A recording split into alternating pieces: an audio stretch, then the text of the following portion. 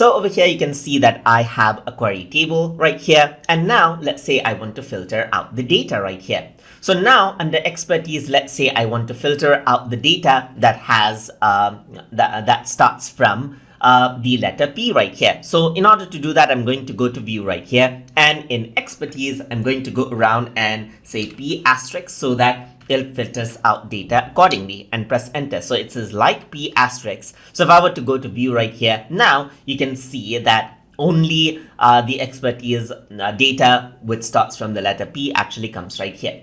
But let's say I also want data right here. I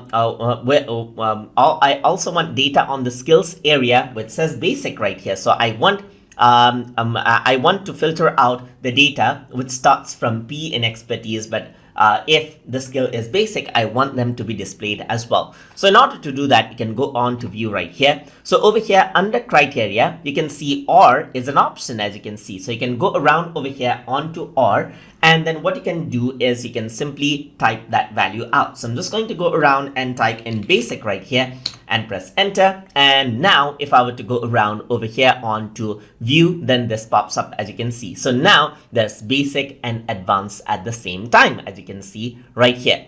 So let's say what I also want to do is let me just go around over here and remove out the basic right here, just like this.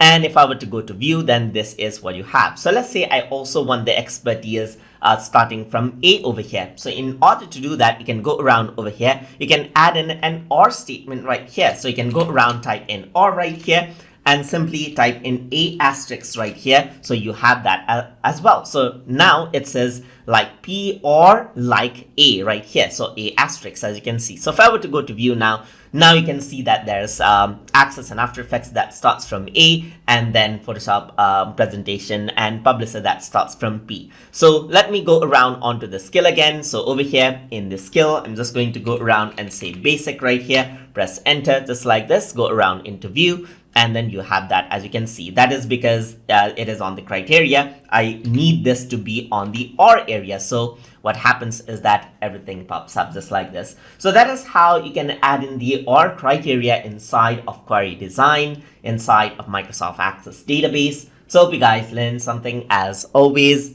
And as always, please like, comment, share, and subscribe.